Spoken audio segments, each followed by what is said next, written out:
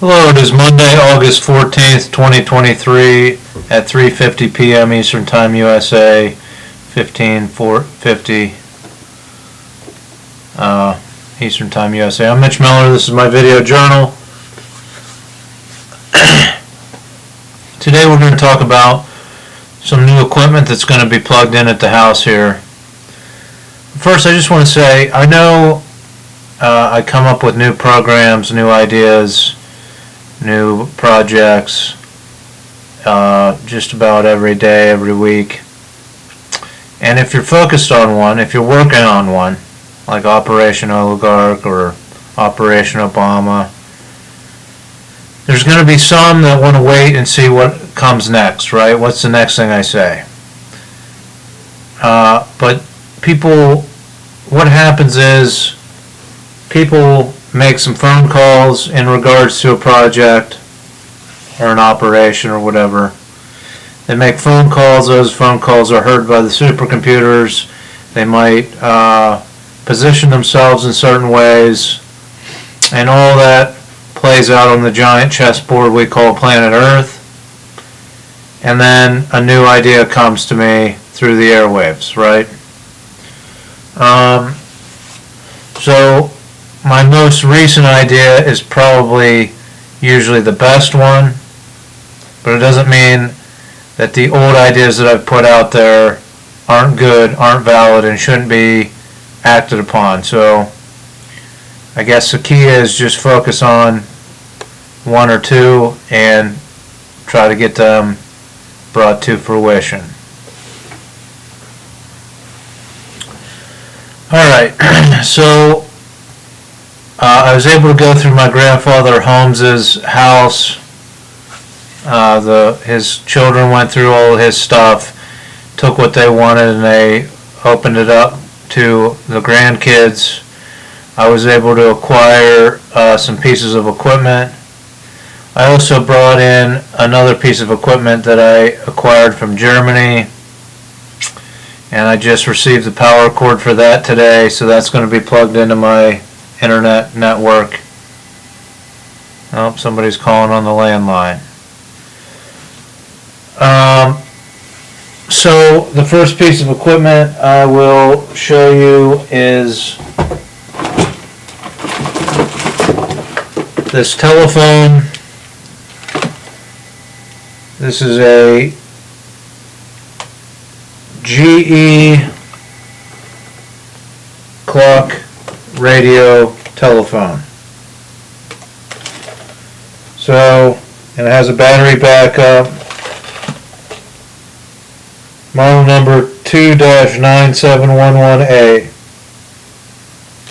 So we're going to try to plug this into the Magic Jack landline and use it as my phone in the basement. I right now have a simple phone that uses a spring receiver like that, but it's just a phone that's powered by the Magic Jack. This, of course, has its own power source for the clock radio, and maybe the supercomputers, maybe the government, whoever can figure out if those types of phones recorded conversations using the radio waves, right? If they were used to spy on people when they talked on the telephone. Could be useful information. Either way, we're using Grandpa's old piece of equipment in my house now. That'll be a staple if it works. Second piece of equipment, I have my grandfather's Magellan 2036, Roadmate 2036. Now they used to have a RV, and there it is. And they traveled all over the country in it. So we're going to plug this in my basement, and maybe this will have a direct satellite link up to some of the older satellites, some of the satellites that are becoming obsolete. So we'll have a reference point in my basement of my house for satellites to coordinate off of. And that'll just be plugged in, and I'll see if I can power it on, and we'll just leave it on.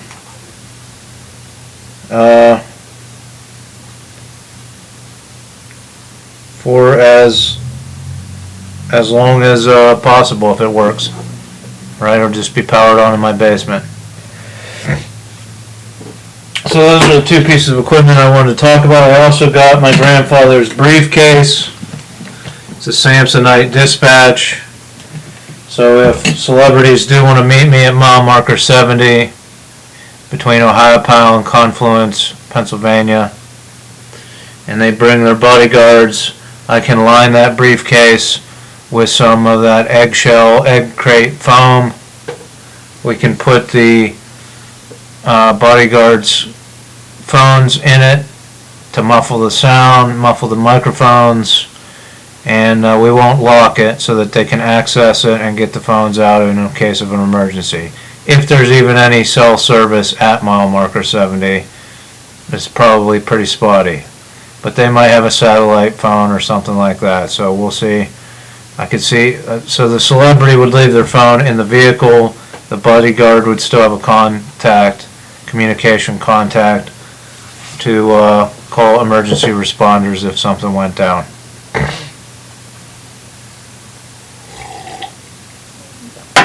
Alright.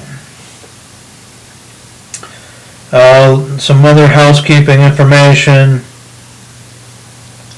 Another reference point, and this is probably why I tried to plug in the piece of equipment I got from Berlin. Casey Kohler owns a Porsche, a like $200,000 rare Porsche that he bought brand new. He's in the process of driving that to Florida, to his Florida house.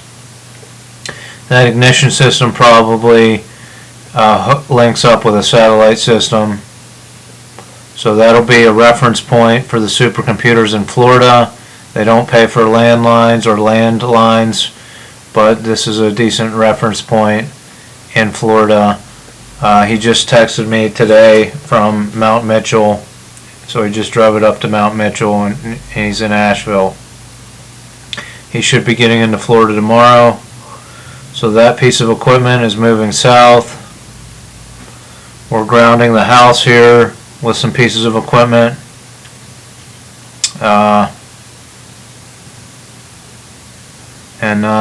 Yeah. So, I just wanted to talk briefly about people who use alcohol, marijuana, and other substances, mind-altering substances, right? And I believe that the thought process of the United States government, state governments, is flawed, right? You have had radio waves for 140 years. You've had these wireless waves blasting through people's skulls. And people who are addicted to substances, mind-altering substances, it can kind of be described as an itch that can't be scratched, right? So they have this brain itch, and they dump a bunch of substances in on their brain to try to scratch that itch, right? Who's to say that this itch isn't caused by wireless waves? They're sensitive. Certain individuals are more sensitive than others. So they drink a lot, they smoke a lot of marijuana at an early age while their brain is still developing, right? And that's the logic I want to say, is that the studies show that people's brains are developing until age 25. So people like me experimented with marijuana at an early age, possibly to try to alter our brain chemistry to live in this big field that the corporations have built of wireless waves, right? Problem is, it's illegal, and people get arrested. I've been arrested. Other people get arrested. The problem with that is, once you criminalize someone, it lowers the threshold of what they're willing to do now, right? Once someone's labeled a criminal for something that they really don't understand, it's something that your body feels good when you do it. Then maybe robbing that liquor store or holding up that department store or doing whatever isn't so much of a leap, right? When you're a good person, when you're good according to the government, it's harder, it's more of a issue to break the law. But once you've broken it, once you've been arrested and criminalized, I believe people are more likely to break more laws. And so here's the logic I don't understand. You say don't do drugs, especially under age 25. Your brain's developing. But then kids are encouraged to play contact sports from the ages of 8 until 25. Right? And these contact sports, even non-contact sports, put you at a higher risk of getting a concussion, an actual brain injury that hasn't been studied or understood that well. Right? It puts them at a higher risk. So under age 25, don't touch any mind-altering substances. But it's fine if you want to have good, clean fun and play sports, even though it might lead to a brain injury that affects your brain for the rest of your life. Right? Where's the logic? The logic is it's capitalism, which I argue is corporate communism, and it's survival of the fittest, right? That's the lingo those people use to justify why so many people are poor in this country and a few are extra wealthy. And as long as you keep generations competing in sports, and you say that's the way capitalism works, it's competitive, it's competition, right? Even though capitalism literally means if you have the capital, you are going to make money off of that capital. And you may even eliminate all of your opponents as part of your business strategy.